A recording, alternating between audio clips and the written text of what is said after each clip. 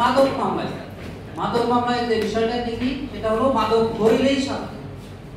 বিশেষ ক্ষেত্রে যদি দেখি যে বয়সটা ডাউট না হলে স্যার কাউকে সাবধান দেওয়া যাবে।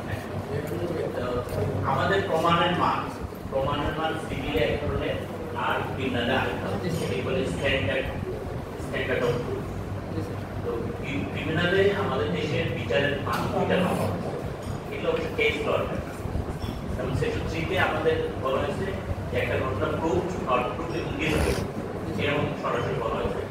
ওখানে বলা হয়েছে একটা ম্যান অফ অর্ডিনারি প্রুডেন্স, আদালতের সামনে যে বিরোধী বিষয়টা উপস্থাপন করা হলো তিনি যদি এটা বিশ্বাস করেন অথবা যে ম্যান অফ অর্ডিনারি প্রুডেন্স যদি এটা প্রবাবল মনে করেন, সম্ভব প্রবাবল শব্দটা ইউজ করা হয়েছে, তাহলে সেটাকে প্রমাণিত বলে ধরা যেতে পারে। কিন্তু এই সেকশন 3 তে প্রুফ নট প্রুফ ডিসপ্রুভ এর বাইরে বিভিন্ন কেস লতে আমাদের দেশে দুই ধরনের প্রমাণের মান নির্ধারণ করা হয়েছে। একটা হলো বিয়ন্ড রিজনেবল ডাউট আর একটা beyond shadow of doubt. Beyond shadow of doubt একদম হলো হাইয়েস্ট মার্ক, আর বিয়ন্ড রিজনেবল হলো 60% ওভার। এখন দর্শকরা কখনো কখনো বলেন যে আপনার বিরোধী বিষয়টা আপনি যুক্তিসঙ্গত সংযোগ ব্যতীত প্রমাণ করতে পেরেছেন, অথবা কখনো যে কোনো সন্দেহের ছায়া পাচ্ছেন beyond reasonable doubt, shadow of doubt প্রমাণ।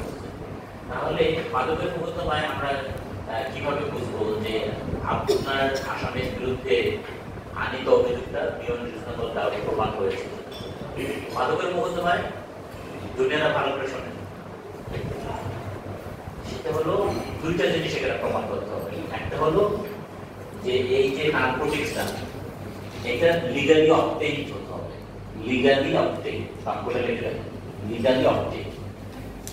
আর দ্বিতীয়টা হলো মেইনটেইনিং চেইন অফ কাস্টডি, এই মাদকটা প্রডিউস করতে হবে before the court, maintaining chain of custody.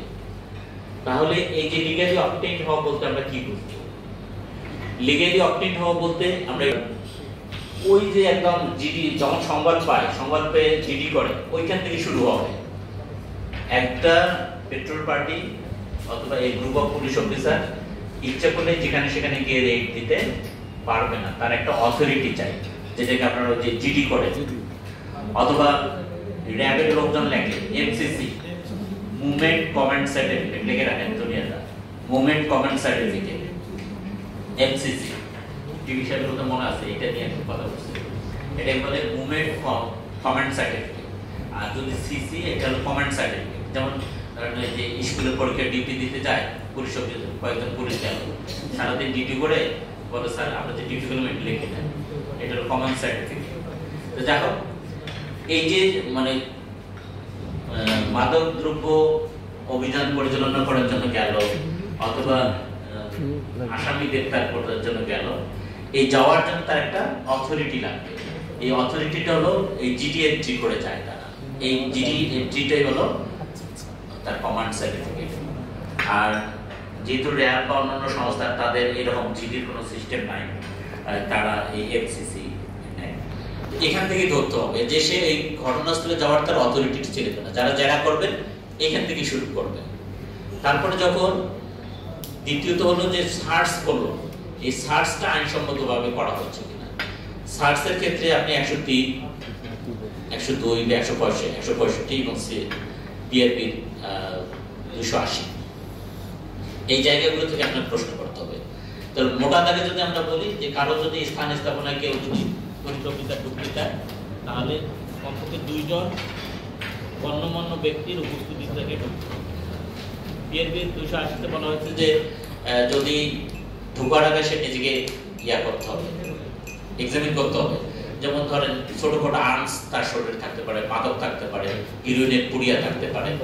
এই জন্য ওই যে সংবিধানের 31 আর্টিকেলের কথা বলছিলাম, প্রোটেকশন অফ ল, হ্যাঁ, এই প্রোটেকশন অফ ল দেওয়ার জন্য যেহেতু আমি তাকে অভিযুক্ত করতে চাচ্ছি, সে আইনি সুরক্ষাটা যেন পায়, তো তখন তার শরীর আগে পরীক্ষা করতে হবে, তারপরে সে যাবে।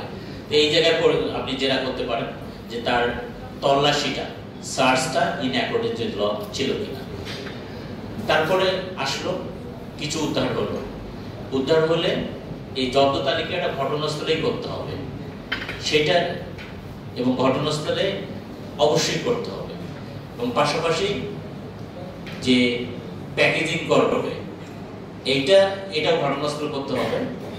এবং নতুন যে আইনটা হয়েছে 22 সালে, বাজেয়াপ্তযোগ্য বস্তু আটক ব্যবস্থা নিষ্পত্তি বিধিমালা 2022, এর 3, 4, 5 এবং 9 বিধিতে এই জব্দকরণের যে বিধানগুলো আছে এগুলো আপনারা দেখে নেবেন।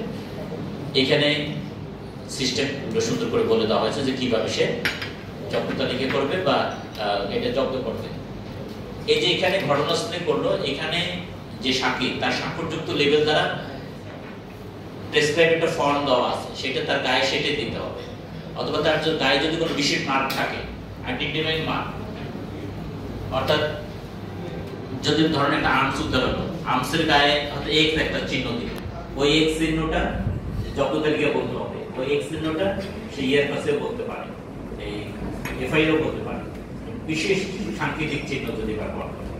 তো দেখো, তাহলে আপনাকে জেরার মাধ্যমে এটা এস্টাবলিশ করতে হবে যে এটা ঘটনাস্থলে এটা জব্দ হয়েছে কিনা, লেবেলিং প্যাকেজিং করা হয়েছে কিনা। এখান থেকে ট্রান্সপোর্টেশন টু দ্য থানায় যেতে হবে। থানায় গিয়ে ওইখানে 379 রেগুলেশনের বিধান অনুযায়ী থানায় যে মালখানা আছে সেই মালখানায় এখানে রেজিস্টার্ড করতে হবে। তারপরে প্রশ্ন আসবে যে কেমিক্যাল এক্সামিনেশনের জন্য পাঠাবে। এটা যদি ঘটনাস্থলে কেমিক্যাল এক্সামিনেশন করা না হয়, কেমিক্যাল এক্সামিনেশনের জন্য সেপারেট করা না হয়, ধ্বংসের জন্য যদি আলাদা করা না হয়, অথবা আদালতের পরিদর্শনের জন্য যদি আলাদা করা না হয়, তাহলে কিন্তু তদন্ত করে পুলিশ অফিসার যিনি, তাকে ওই ঘটনাস্থলে যে সিজারিস্ট উইটনেস তাকে ডাকতে হবে, তার সম্মুখে এটা খুলতে হবে, খুলে কেমিক্যাল এক্সামিনেশনের জন্য আলাদা করতে হবে। তারপরে আসবে ধ্বংসের বিষয়টা। ধ্বংসের বিষয়ে ডিগ্রি ম্যাজিস্ট্রেটের পারমিশন নিতে হবে এবং ধ্বংস সম্পর্কে একটা প্রতিবেদন তৈরি করতে হবে। আপনারা তো এই জায়গায় যারা করেন না, যে কাউকে দেখি না, এই ধ্বংস সম্পর্কে অনেকগুলো প্রশ্ন করার জায়গা আছে। এই কত তারিখে হলো, কোন ম্যাজিস্ট্রেট আদেশ নিয়েছে, কত নম্বর আদেশ নিয়েছে, বা ধ্বংস কে প্রত্যক্ষ করছে, ধ্বংস প্রতিবেদন তিনি তৈরি করছেন কিনা, সেটা তার সিডিতে আছে কিনা, অথবা ম্যাজিস্ট্রেটকে তিনি সাক্ষী হিসেবে প্রপোজ করেছেন। তারপরে আদালতের পরিদর্শনের জন্য তিনি যে আলাদা সেপারেট করবেন, কতটা করছেন, কিভাবে করছেন, তাদের স্বাক্ষরযুক্ত লেবেল দ্বারা আলাদা করছেন, এই জায়গাগুলো করা যেতে পারে। তো এখন দেখেন, এই ঘটনাস্থল থেকে আসেন এই পুলিশ স্টেশন পর্যন্ত। তো ঘটনাস্থলে যদি জব্দ করা না হয়, তাহলে এই হিরোইনটা এই থানা কম্পাউন্ডে আস্তে আস্তে ট্যালকম পাউডার হয়ে যেতে পারে, অথবা আপনার কাছে ট্যালকম পাউডার এখানে জব্দ করলো, থানা কম্পাউন্ড আস্তে আস্তে এটা হিরোইনে পরিণত হতে পারে। কারণ এই পথে there is a probability of mixture or implantation। তো এইটা যদি না থাকে, এই ঘটনাস্থলে যদি জব্দ করা হয় এবং এটা সাক্ষীদের স্বাক্ষরযুক্ত লেবেল দ্বারা করা হয় এবং এইভাবে যদি থানায় নিয়ে যাওয়া হয়, ওখানে যদি আবার যদি রেজিস্ট্রিভুক্ত করা হয়, তখন আমরা বলবো যে এখানে কোনো রিজনেবল ডাউট নাই। কিন্তু যদি ঘটনাস্থলে সাক্ষীদের স্বাক্ষরযুক্ত লেবেল দ্বারা জব্দ করা না হয়, লেবেলিং প্যাকেজিং করা না হয়, এটা খোলা অবস্থায় নিয়ে গেল থানায় নিয়ে, তখন আপনি এটাকে বলতে পারবেন যে এখানে রিজনেবল ডাউট ক্রিয়েট হয়েছে, যে at the time of transportation it may have been mixed with some other foreign elements or something new may be implanted। তখন আপনি আদালতকে যখন আর্গুমেন্ট হিয়ারিং করবেন, তখন বলতে পারেন স্যার এখানে আমি বাই ক্রস এক্সামিনেশন আমি রিজনেবল ডাউট ক্রিয়েট করতে পারছি, এটাকে বলা হয় রিজনেবল ডাউট।